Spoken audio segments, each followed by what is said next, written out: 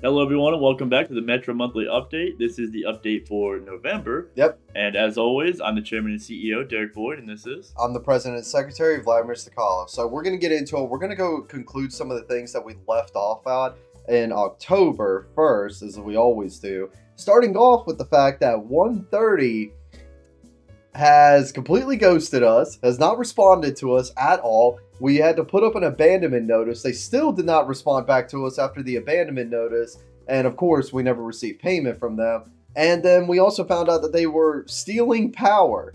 The magical mystery of how in the world did they get power on after we had called county out there, they had sat there and they had given us the laundry list of what needed to be done.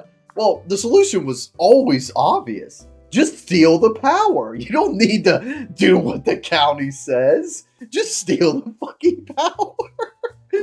Well, unfortunately, it didn't work out to them. I believe they got maybe 5 days of stolen power before the power company came in there and ripped out the meter. So we went out there on a Thursday night, I think it was, and then I think by that Monday, they had come back out and ripped the meter out and then put a lock on. Yeah, they put a tamperment notice, which I believe we have a picture here.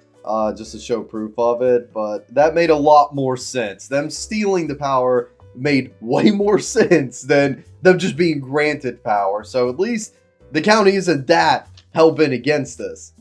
I would like to say that until the 138 issue. So we never got 138 rented because the person, they did their background check. They were a perfect candidate. In fact, one of the better backgrounds that we would have for the mobile home park. So we really wanted them to come in, but they haven't done anything. They haven't paid for it. They haven't finished signing off paperwork. They haven't even pulled the permits to move the mobile home, which I didn't understand why they were in such a rush beforehand, even though they haven't done anything now. We went back out because we were dealing with another issue at the mobile home park, and we saw probably the creme de la creme, the pinnacle of intelligence of our government, the highest IQ you could possibly ask of the men and women serving in the county of Anderson.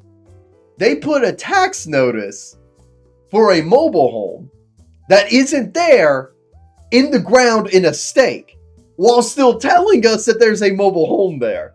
And we have pictures of that too. So they went out there to tell us that they auctioned off the taxes for the mobile home. And in their infinite wisdom, the best way for them to do this was by taking a stake, stabbing it into the ground, and leaving the tax notice for this mobile home that very clearly is not there in the ground. So to clarify, a guy had to physically go out to the property with a picture on a stake, literally look at the empty lot, stick it in ground, and call it a day. And say, yep, you guys still need to pay taxes on this mobile home that is very clearly here.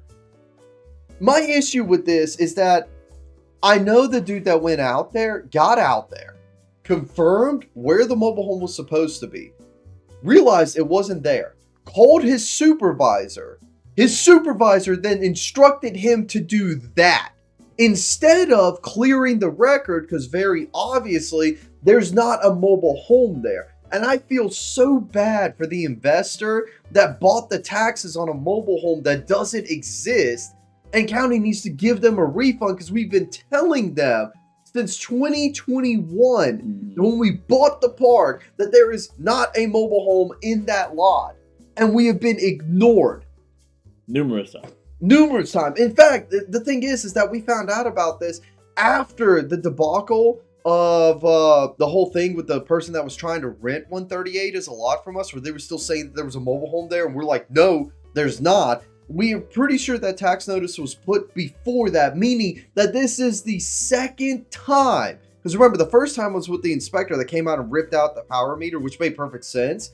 This is the second time that the county has physically observed there is no mobile home there, and we're still saying there was a mobile home there. And what's even worse about it, too, is remember the lady that we were getting at 138 to go actually get that lot. So, to kind of put the timeline back in perspective, she got them to do the inspection to validate that there is no mobile home there. This is for specifically building and codes. So that way that they could clear the record and say there's no mobile home in there. The tax guy comes in 2 weeks later, give or take, and stakes the ground. So they verified that there is no mobile home on that property. They've cleared the record on building and code side, clearing that this lady can now get a permit pulled to put her mobile home on there. But then 2 weeks later, the tax division, so the Treasury Department or whatever else it is, they come out there and they're like, well, there's still a mobile home on our record, so they come and put a stake in. Which tells me that, one, building and codes came out in January, ripped the meter out. Two, building and codes cleared their record, everything's gold. But the Treasury still doesn't know, which means that there is no intercommunication between government buildings. Even though, if you don't know anything about Anderson County, they're literally about 15 feet away. They're in the same building. I'm pretty sure they don't even have to open a door to get to the other section, because the way that it works is that there's like a ton of counters all up front for like the public use, and then back behind there's like the actual entrance. They're all one like kiosk window building, like kind of like a bank teller. Yeah. It's all one thing. I'm pretty sure they don't even have to open the door to get to the other section and be like, hey, there's nothing here. Because we've told all of them there is nothing there. And nobody's listening to us. We've told the DMV, we've told the treasurer, we told the developmental standards when we were trying to figure out the road issue, and then we told building and codes. All four of them have been informed, and we're still in this weird conundrum of it may be removed, it may not be removed, it may be charging somebody, they may not be charging somebody, there may be taxes due, there may not be taxes due. We don't know what the hell's going on. And like I said, the thing that kills me about this, and like this is the only thing that just needs to get done, whoever was the person that paid for the taxes needs to get a full refund on their taxes, because this has been an ongoing issue that we have forewarned and told them about for almost a year now, a year plus actually. It's getting ridiculous. And the person that invested their money thinking that they're either going to get a return, they're going to get their tax money plus interest, or they're going to sit there and they're going to get the property, isn't going to get anything. It hasn't been there. We don't have it. We've never had it. And nobody listening to us. I don't get it, man. Like, again, when you put up a tax notice, the legal requirement is that you're supposed to pin it to the property, and it is not legally allowed to be removed until the taxes are satisfied and paid. It's actually illegal to remove the notice. Yeah, it literally says it on the notice itself. Yeah, but this notice is being staked into the ground for a home that doesn't exist. Oh my God, it's driving me insane. And again, a lot of the people that are working behind the counter, like, they're good, honest people. They're just doing their portion of the job. But the problem is that the lack of intercommunication and the lack of, like, the people out in the field, like, properly reporting what's being done is just mind-boggling. Because, again, if you got called up, instead of fixing the problem, this is what pisses me off, okay? They showed up to put the tax notice out there. The dude had to have called his supervisor. Instead of the supervisor being, okay, so you are confirming there is not a home here. Yes, that's what I'm saying. And the supervisor going, okay, I'll fix that. Instead of them doing that, they're just like, okay, just stake it into the ground and move on. That's not what government is supposed to do. That is very clearly a lack of any initiative whatsoever to get a problem resolved. And that's what's pissing me off about, is that somebody's not doing their fucking job. Yeah, basically it's like an issue of a lack of check and balances of any kind. There's no, like, there's no inter-department, like a department that kind of keeps checks on other departments or validates all the communication between the multiples of them, or there's just no communication between them. Like, there's no system in which they all use, in which they all kind of feed into the same thing that says, like, hey, we're reporting there is no mobile home, or we're reporting there is, and then there could be like, hey, red flag, and then somebody or both of them could work together to figure out that system. But the problem is it doesn't seem like there is something. It looks like it's every individual department has their own individual setup system and procedures, and so now there's this constant friction or issue in which there's miscommunication, as well as different documentation, as well as different processes, different people, it's just getting worse and worse and worse. And then the only way you can fix this stuff, unfortunately, is via the court, which then bogs down court with stupid lawsuits that could easily be rectified if it was just a more, I would just say, efficient process. So basically, yeah, there just needs to be a more efficient system. Otherwise, it's just costing the county more money. And the other thing is, too, is like, look, Anderson, genuinely, we own a lot of properties in Anderson County. We actually love investing in Anderson. We will be more than happy to help streamline certain inefficiencies, if you want like a real estate expert's like opinion on things, if you want to like potentially find ways that things can work, because again, you guys know the laws, you know what you have to do to satisfy the liability checkbox or whatever else. But come on, there has to be a better way to work, like to deal with this. We've always been open and willing to talk to any mayor, representative, any department head, anybody, and look at certain inefficiencies to try to help out at no cost. We're not gonna sit there and ask for any money, because the thing is, if it runs more efficiently, we will make more money over the course of time. So it's worth our time to invest and actually try to help. This isn't to be like a bashing segment on Anderson County, like, ha ha ha, look at this backwater woods area that doesn't know how the hell to govern correctly. No, it's just a very big problem that's blatantly being ignored. And the thing is, in any business, which government is a business, it's always down to three things. The Marcus Lemonis principle. It's either the people, the process, or the product. One of those is wrong. One of those is not running. One of those is not functioning correctly. Which one is it? And that's exactly what needs to be looked at here. Again, we are more than willing to help out in any way that we can, because again, we will make more money over the long term if these inefficiencies are rectified and dealt with. And then in return, the county makes more money because more people are investing, and thus there's more money to be made by the county to better the city and grow the city even further. It benefits everybody across the board. So yeah, that's everything I got on that, because Nope. I do want to say one more thing. Derek and I, when we went out there and we saw that tax notice, I laughed. And I remember my first wording was, I cannot wait to talk about this in the video. Like, that was the first thing I said about that, because I'm like, how? How do you go this far down there's not a mobile home here, there's still a mobile home here that needs to pay taxes route? I just think it's ridiculous that we're wasting everybody's time. Our time, the county's time, individual people's working time, people that are trying to get in their mobile homes there, the investor who paid for the taxes, everybody's time. Oh yeah, there's a good chance that dude will never want to buy up taxes again. It's possible. He probably is just an actual investor, so he probably just bought the bulk anyways. But still, absolutely unnecessary. Anyway, so now we're going to move on to the November section of this. So first thing with November, honestly, November, pretty smooth month for the most part. 118. So the gentleman that we had living at 118 basically just admitted no way they could pay. In a sense, just defaulted, got out of there, and left. We did get it re-rented recently with a down payment and also the monthly. So they didn't do our new rent-to-own program, or I should say the easily accessible rent-to-own program where you just pay like a monthly, and over the course of time, you'll sit there and you'll pay it off. They did the down payment route, so we bypassed the background check and everything else. So hopefully these people are going to be good. Derek met with them, signed paperwork, and got all that taken care of. How much did they end up paying? So they paid, to give you an idea of the different options here, just so you have an idea of what we're doing. So as he mentioned earlier, there was like the... we'll call it the ease of access. Yeah, so there was like the flat rental rate option, where it was just the rental plus a background check. That was going to be $650 a month, and then total price of the home was $23,000. Remember, $250 of that is lot rent, so really only getting a $400 credit.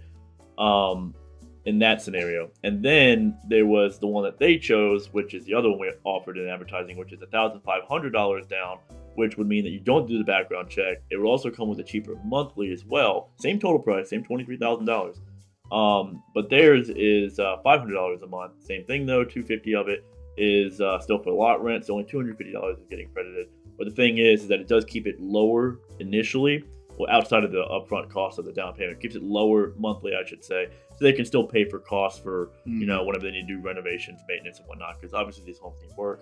But the difference here is, once again, ease of access. You either are paying more overall for our security and comfort, because obviously you get the money up front, plus a background check to verify it, or you're putting your money where your mouth is effectively, and ultimately you're going to save a little bit more money, because then you can put more back into the home, and we feel more comfortable that way. So either way, we're getting kind of a security in it in one way or another. Yeah.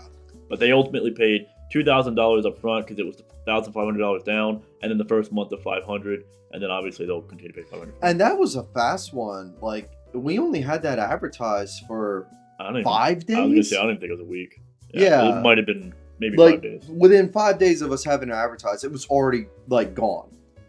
Which was a lot more surprising because, in my opinion, that home needs way more work than some of the other ones that we sat there and we advertised. Next thing though, 122. So the person that we had doing the owner finance round on 122, they recently canceled. They signed a termination with us. They paid us a small termination fee of 250. And the property's back up on the market. They supposedly had somebody that was going to potentially come in and wanted to owner finance it. They never did the background check. They never did anything, and we weren't going to wait on it. So we have that property back up and advertised now. Have we gotten any decent offers on it? Because that one, we're advertising it solely as the rent to own option, the ease of access one with no down payment or whatnot. Just to get somebody in there to do the repairs and whatnot. I mean, as always, we get some low-level interest, so like low-ball offers and whatnot, but nothing meeting what we want. Yeah. So unfortunately, as it sits right now, again, it's been advertised now for about like 7 days or so. Still nothing, but that one's a bit of a hard sell because somebody really has to know what they're doing and to overhaul the entire thing, get it connected with like permits and stuff like that, which we will help with the permit process. But they still have to put in all the effort to actually get them approved and so on and so forth. So that one we're still kind of waiting on. Next thing is that this is actually great news. So we've been talking about this in the background. We haven't mentioned it in any video yet. The people that took over 124, that dude is a damn good craftsman. We have been thoroughly impressed at his work in 124. So we have started, instead of jumping headfirst into it like we have with other potential maintenance guys, we've started letting him do some small jobs around the park so we can like test his workmanship, his quality, his ability to show up on time and get a job done on time. And we've been like paying them just per the job right now, just to test the waters. And so far he has done a very good job. Yeah, and the other thing is too is the main thing that like Vlad mentioned is that he was actually on time at a reasonable hour. So if you remember specifically the person we had before, I don't know if we ever mentioned his name. We'll just say contractor just in case. That we had back a year ago of this time. Right about this time is when his quality of craftsmanship went downhill, and the big issue that we had with him was that he was always showing up in the middle of the night to do work. When all stores were closed. Exactly. Like you can't buy parts for the job when the stores are already closed. Exactly. And so this particular guy has been showing up early. So, for example, there was one issue where there was a part that they needed. They were actually able to go out and get said part to go back and do the job. The other thing is, too, is he works relatively quickly. So the person that we had before, the previous contractor a year ago, you know, if we asked him to do a job, sometimes, even though obviously every job is different, of course, and it's like peeling back the layers of an onion. You don't know what you're getting into until you get into it. But generally speaking, something that should take 2 hours would take like 5. Something that should take like a day took like 4. Remember, this is the same guy that we were, the previous contractor, not this new guy. This was the same guy that we had told him multiple times, ironically, at 124, to install a shutoff valve, shut the water off on it, because we weren't renting it to anybody. It was just vacant and it was leaking. And the same guy that we instructed to repair a water heater and a plumbing issue at 134.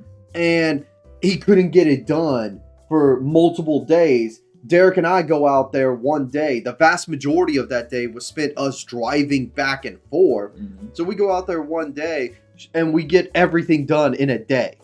Most of it spent just getting the parts. Mm-hmm. And he couldn't do that over the course of multiple days. That's what Derek is talking about with it. And the problem was that a lot of these repairs, man, they were costing us more money the longer they were not being resolved and not being fixed than what we were even paying him to do the jobs. Exactly. So with the new guy that we have now, at least once again testing the water with him, of the 3 times we've needed him, so specifically to give us quotes on some other properties and to do physical work at some of the homes that we have here, he showed up early. One time it was on time, the other 2 times were early, and he completed one of the jobs he thought was going to take him about 4 hours, completed about 2.5. Which was fantastic. And then, of course, we went back because we're not making the same mistake as we did with the last guy. we went back and validated to make sure that the work was actually done. It was done at a reasonable quality. And I got to say, I mean, we have a picture here. Specifically, he worked at 134 where he had to replace the floors. And long story short on that one, there's numerous water issues in that particular unit. And the toilet was sinking down. The tub is sinking down. There's a bunch of weak joists in there. And he went and rebraced the joist. He went and lifted some of the parts that were leaning that he couldn't rebrace on it. So, for example, he kind of pushed some of the joists back up and then put a block underneath the toilet. And then redid the floor, redid the seal for the toilet. Everything's super secure now. The tenant that's currently at 134 has been praising the high heavens to this guy that he actually showed up and did the job and did it reasonably quickly. And yeah, so this has now been, I think, 3 weeks since he did that job. And that's the other thing that we were worried about, is because, once again, the previous contract we had a year ago, it would look like a job was done. And then within a very short time frame, there would be an issue with the job that he did. It would basically fall apart. It's been about 3 weeks since he's done that job, and the current tenant in there, once again, still praising the high heavens, has said that there's been no issues. There was one particular minor issue, I will say this.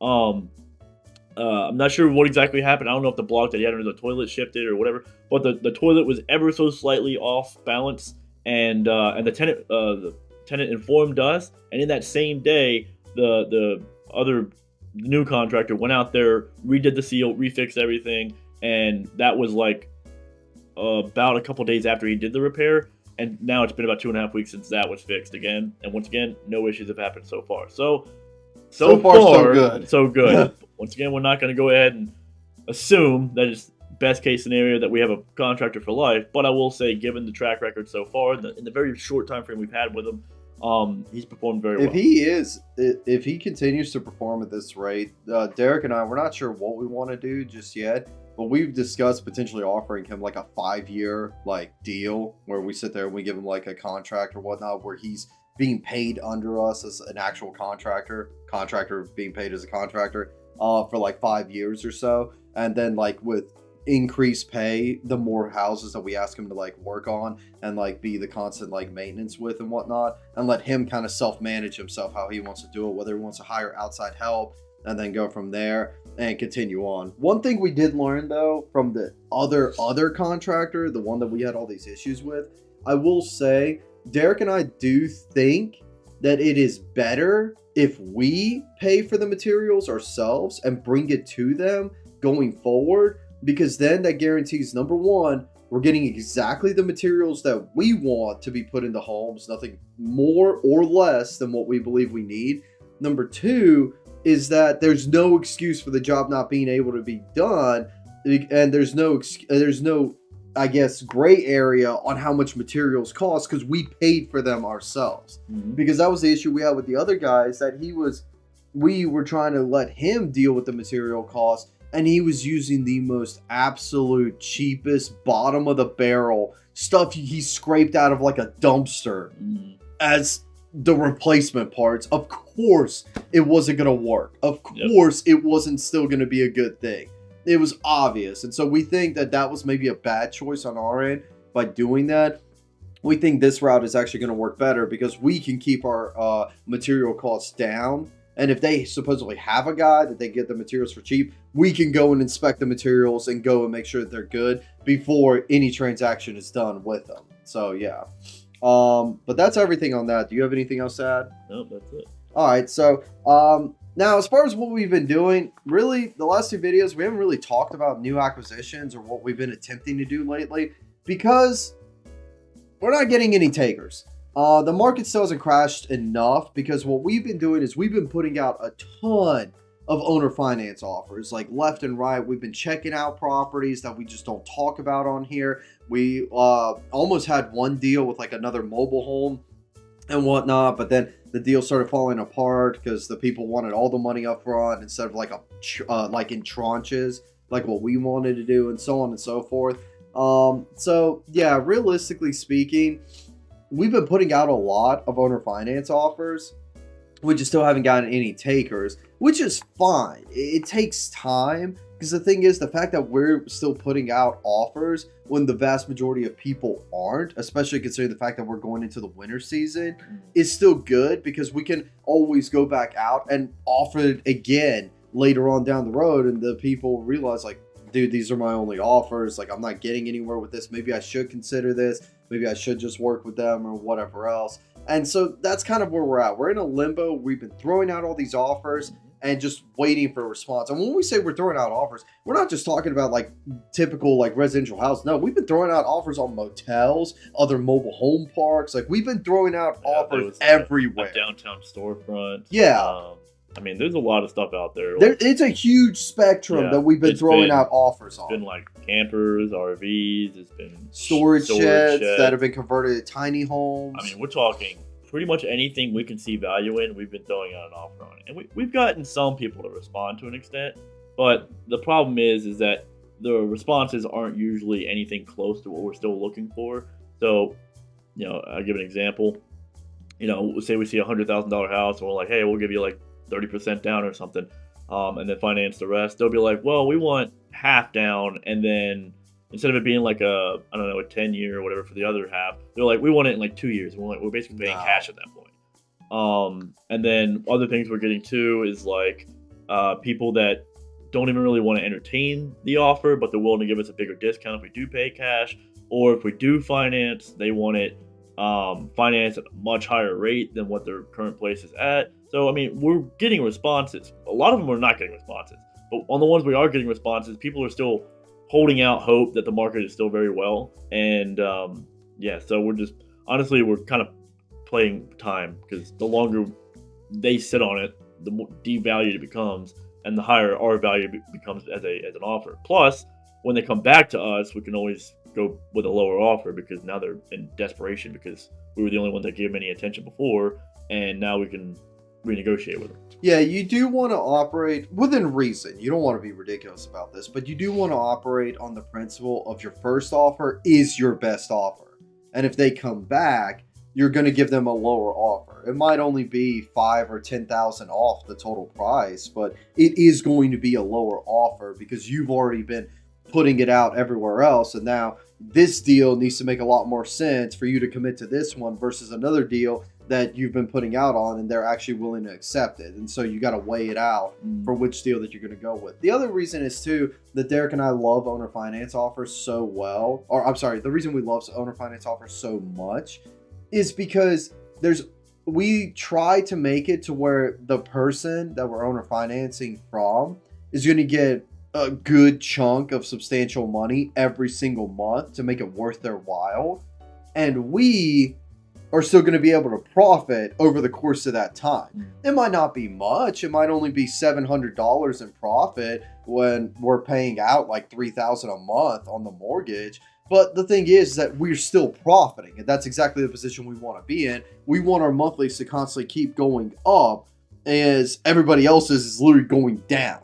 And that's how you prepare yourself in the best position possible. That's why we don't really want to do a lot of cash deals, because we could buy, right now, we could sit there, we could buy some very cheap, we're talking like $15,000 and under, like cash deals or whatnot. But then you lose out on all your cash reserves. You could have used that to leverage yourself into an owner finance deal that would be much better in the long term than you just getting this like in the short term or whatnot. And it's not really worth it. It's better to leverage everything that you can right now, because they're not getting that many offers. They're just not. But yeah, so that's what we've been doing for the last couple of months.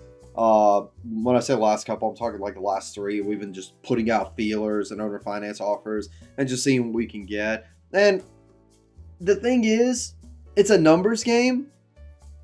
We only need one person to say yes. I mean, if one person says yes, we just increased our income. That's all we need. We just need one. So it doesn't matter how many times we get rejected. It's a numbers game. Yeah, you got to think. I mean, it's funny. There's not really... So there's an incentive for us to get something now, but there's also not really a punishment if we don't. So for example, if we get something now, then we can obviously start accruing new profit on top of our monthly as it is. But if we're not getting anything, as the market continues to decline, our purchasing power goes up, plus we still have profit coming in every single month, so our actual cash value is larger. Which means that if we get something now, once again, we can go ahead and make that profit, cover our costs, get our money back, and then buy into something again down the road. But if we don't, a couple months down the road, as things continue to crash and continue to decline and continue to become cheaper at a discount, and we have more and more money in the bank, then we can get into potentially even bigger and better things. So we're not really in a big deal of a rush. But once again, we always like our money moving because it's still generally, I'm not always the case, but it's still generally better to always continue to purchase and reinvest because you can still make the money in the time frame that you're sitting on it. Mm-hmm. But once again, in this particular situation, it's not a huge deal if we don't get anything. So that's why we just keep putting out offers, because if we get something, and that's the other thing I mentioned, I think in the last video, the video before, is that we can put out 1 million offers all day long. Nothing matters until it's on paper. So as long as we just keep putting out offers, as soon as we get some responses back that are reasonable, we can pick and choose which ones we actually want to follow through with because we can afford to to do that. So if we get like 10 responses back and one's a house, one's a storage shed, one's an RV, one's a camper, one's a storefront, or one's a motel or something like that, and we're like, well, the RV is going to produce us the most amount of money right now, or we can get something long term like a motel or something, but that's going to be producing a little bit less. Well, it's like, well, maybe we might take the RV for now because we need more money up front earlier, or if we're like, well, given the long term value of it, we'll go ahead and take the motel on it and just kind of coast through the rest of the recession, and that'll just be our one big investment for you. So at that point, we get a little bit more flexibility because now we can choose from our options instead of just being essentially just running with whatever we can get. And I do want to bring up something to add on to what you just said. This is our first real time that we've been dealing with a big investment, okay? Like, the mobile home park is the biggest investment that Derek and I have ever put our money into, as far as the amount of units, the amount of work, the amount of effort. In terms of a singular investment. Yeah. Like, we bought a multitude of stuff, but not a single large thing. Our portfolio, like our individual portfolios, are still worth more than the mobile home park just by itself. If you combine it or keep it separate or whatever else. But as far as like all in on something, the mobile home park was our first big one. And there is a trend that we've noticed that when you buy into a big investment, like what he mentioned, like that could be our one big investment for the year. Yeah, you're probably going to be spending a year at it. If you want it to run efficiently and you want to learn all the ins and outs with it, all the problems, all the inefficiencies, all the issues as a whole, you're going to be spending the vast majority of your time in that one big investment versus Derek and I could gobble up 10 residential properties right now and barely spend a couple of weeks on them. Mm-hmm. If that, before we're already advertising it and trying to make money off of it or whatever else. And that's what he means when he's talking about that one big investment for that year, because that's kind of the decision you got to make. Like, how much do you want to put your focus into one thing? Because, like, it's the principle of, like, yeah, you can get this dime every so often, or you could sit there and you could take like 20 pennies. Well, the 20 pennies are obviously going to add up to more than that dime is. But it's it's a smaller amount across the board. Is it worth it for the future? Because the thing is, you can borrow more against the dime than you can individual little pennies. Mm-hmm. So, yeah. The problem is, too, is that we've mentioned this before in the past. I don't know if we were mentioned on this channel or not. But as we continue to scale with volume, so the more things that we have to manage, the harder and harder it becomes to maintain those things. And we're going to have to eventually get another person to get involved, whether it be another partner, whether it be an employee of some kind. And that'll factor into cost as well. Versus if we get one big thing, that's less that we have to physically manage as a total, which means that it can save on the cost of another person or employee. So there's always that argument too. So not only do we look at, hey, we can get a bunch of small deals, we also look at, we can't really go too much further than we have now just running with two people, right? Mm-hmm. We're already running into the issue where we have to get a maintenance guy, so that's effectively another employee there. And then eventually we're going to have to get to somebody handling the calls, handling the advertising, handling potential paperwork and everything else too, which means that there's going to be another one or two people there, and that's going to eat into our profit as well. So it's kind of it's all opportunity costs, like where do you want to put your money and what are you going to lose out on. But that's why we're not exactly in a huge rush to just gobble up some of the cheap stuff, because there's a lot of cheap stuff we can get right now. We've seen quite a series of things that are pretty cheap that we can just pay cash for. But once again, it just adds to the workload that we already have, which, if something, for example, we've already mentioned it before, where just, 3 months ago when we were doing the remodel of 108, we were effectively neglecting all of our entire portfolio and some. And that was just in one job we had to do at one time period that was about a 7-week process.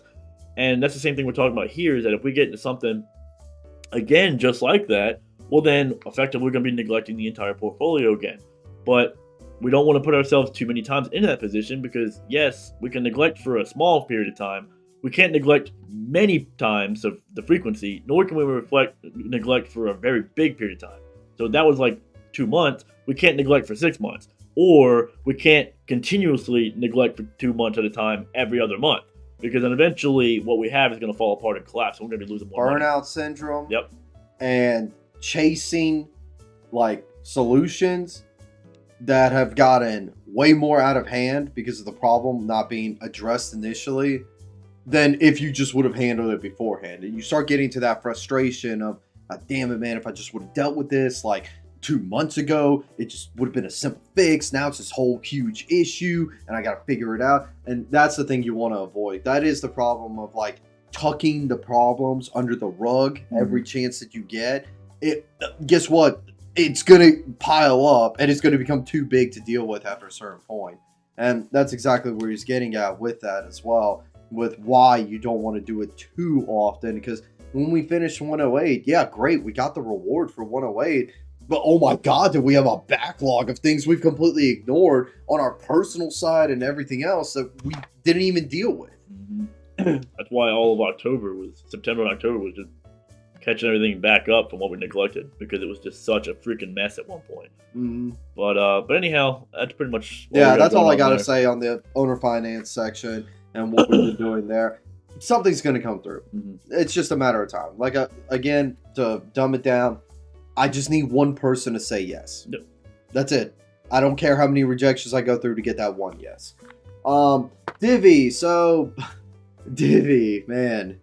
God, what an interesting creature Divvy is. So if you guys don't remember, we initially had a $5,000 limit with Divvy. Then they nerfed us to $2,000 because they felt like it, even though we had perfect payment history and everything was on time. And our budget was, our balance was always well over $2,000. Yeah. Remember, our water bill alone was $2,000, and we paid it off every single time early. Keep in mind, it's a charge card. Yeah. It just delays the charge for 30 days. That's all Divvy is good for us. Well, they randomly just recently increased our limit again. Still not at 5,000. It's at 3,000? 3,000, yeah. Yeah. They increased it to 3,000, and I am just still just face palming at the thought of that. Of like, why? Why do you hate us? Why do you think we can't perform? And remember, when we performed for a year? This has been I don't know when Divvy dropped it on us. I think it was in the summer, maybe a little bit earlier in the spring or something. But when they dropped it, we actually went and put out a request for a credit increase. So we had the issue where they dropped it. Immediately after, we requested to get it returned back to $5,000, and they straight declined us and said that no, we're not going to raise it above $2,000 based off of your performance and current income.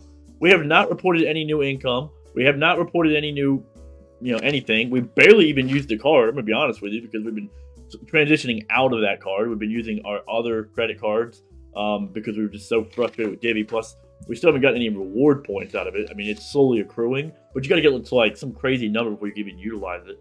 So we haven't even been using the card for anything. I think our average balance is maybe like $200 or $300 because we use it occasionally for gas. And they randomly raised it, which makes no sense to us. I guess because they felt more comfortable knowing that we're keeping it within a reasonable balance level. So it's not like 80% of it's maxed out. Now it's only like 10%.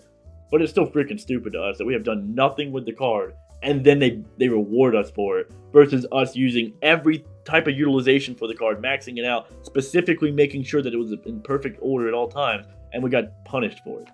Makes no sense to us. Why? They were making more money when we were doing it the other way. If you do not want somebody to go over a certain limit on the card, don't give them the limit.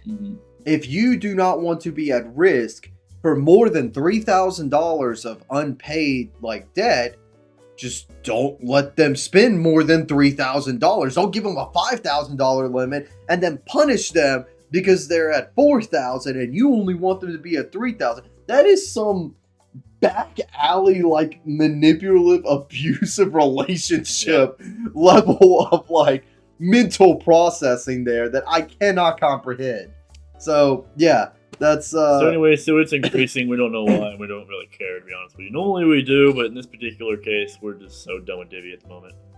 It does help our credit profile, so there's always that, right? It's obviously showing that we have a larger availability of credit, but it's still absolutely stupid to us. But as far as that goes, that's everything we got except for the budget. So I will let you take it away there. All right. So as for the budget, it was another good month. We really didn't have many extreme expenses.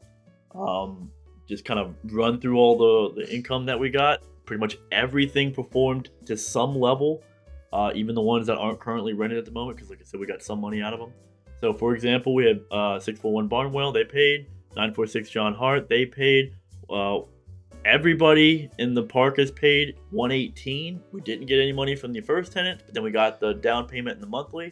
So that's the $2,000, which even though the rent is going to be for December, this was all done in November, so we're just going to include it into this month because it was more into this. We'll just say it was a zero for next month.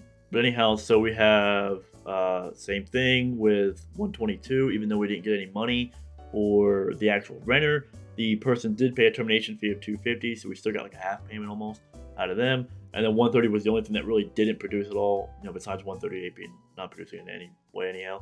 And then of course 18 Eagles View Court still produced. So all in all, total amount of money that we got for this month, like I said, borrowing the $500 rent that was December and for 118, we got $8,060. Now, as far as expenses go, nothing too crazy. Everything's pretty much standard. We have the mortgage, we have the standard lot rent for 18 Eagles View Court, and then we have a little bit of leftover carryover debt still from when we did the remodel at 118 for Amazon. Then we had the materials we paid for, as we mentioned, with our new contractor currently working on some of the homes at the park. And then lastly, we just have our reoccurring credit card bills. Total debt on all that, so I'll just kind of run through all that. 1953 for the mortgage, lot rent 200, Divvy was 252.27, Apple was 969.8, which the only reason why that's high is because for some reason they took another month to actually charge us for our insurance, for car insurance. No idea why. But Amazon was 250, that's that leftover debt we mentioned, and then materials was 185. So total is $3,810.07, which leaves us a total net of $4,249.93. Meaning that we are now in the third or fourth month of continuous profit and should theoretically be profitable at a pretty decent level next month as well. It will come with the water bill, so it'll reduce that by a decent amount. Water bill has been slightly going up. I don't know if there's another leak that popped up necessarily. It's only been up $100, or if it's because we had at one point in time all the units rented, and so maybe they were utilizing the water in some way. And keep in mind, by the way, the Amazon debt, we could have paid that off months ago. It's just no reason to, because it's 0% interest that we're being charged on it. So it's better for us to literally hold on to the cash so we have it available for like down payments or whatever else, than to just put it towards a credit card that's not charging us anything anyway. Yep. But yeah. Yeah, so that's why he mentioned earlier that we currently got about $15,000, give or take, that we can put towards an investment. We have a little bit of other money as well in our personal portfolio, as well as our incomes that we could put to it. So we could probably go up to around 25 if we needed to, by kind of stretching ourselves a little bit thin. But outside of that, I mean, as long as we continue to produce going into the next few months, now we do have property taxes coming up, so obviously there is going to be a big chunk that does get paid down. But depending on where we're at and what type of investment we may or may not be in, so if we're not in one and we don't feel like one's coming in soon, we may just pay the property taxes. Or if we feel that there's something coming around the corner, or if we're already committed to something, we'll probably just do like we did last year, put it on credit cards, and then just eat a very small fee, being the interest that's on the credit card, because it'd still be cheaper than the county interest. And then just back pay that once we get some profit back from whatever new investment we're in, or just in general the portfolio performing. But with that being said, yeah, so as of this moment, we are 3 to 4 months of pure profit in, and that means that we have been profitable for the vast majority of this year. We've only had, I think, 4 or 5 months that we were completely negative. And then the other 6 or 7 months, we've definitely been at least moderately positive, and then the last few have been quite considerably positive. So, I mean, all in all, doing pretty well considering this is the second year the company's been in effect, because we only got one more month left for this company to perform. And yeah, I mean, statistically speaking, by all metrics, we're already doing better than like 98.5% of startup companies. So yeah, got that going for us. We got to do the whole year in review next month, don't we? We do, because December is usually a short month. Nothing really ever happens in December. Typically, I want to clarify, typically nothing ever happens in December. This is a bit of an exception to the rule because, once again, it's a golden opportunity for us to invest. So we're going to be a lot more busy this December, most likely, than we usually are. As we mentioned before, typically after September, it kind of dies down, except there's like that one random period There's where we get the busy. peak that happens usually in the October. Yep. Looks like we're hitting it in the November range, Yep. where we've dealt with a lot more stuff on our personal side than we actually have had to do with Metro. But the thing is, we're still running around all over the place. Yep. So we may have a decent sized video coming in December because we'll have a potentially busy December, give or take some of the things we're doing right now, and if any of these deals come through. And then we'll have on top of that the year in review. So look forward to that, because then we can actually talk about exactly how profitable we have been throughout the year, which once again has been quite considerably better than, give or take what we had last year, because last year obviously we suffered getting into the mobile home park, and now we're reaping the rewards and dividends from that investment. So now we can kind of streamline where we're at currently into some new investments, as well as project going from where we are now currently, now that we've stabilized the park to the most part. Obviously we can continue to improve it, but the main thing is it's not a money pit anymore. It's been stabilized, so now we can actually Or a drug pit. Yeah, or a drug pit. So now we can kind of figure out where we can catapult ourselves from here into some other investment. So generally speaking, the next video is going to be a pretty fun one, because now we can actually start looking at future returns, future values, future ideas, let alone what we can obviously potentially get into from now till then. But yeah, outside of that, do you have any other things you want to throw in there? Nope, I'm good. Cool. Well, like I said, been a great month. We're looking forward to December, and we'll see you guys in the next video. Peace.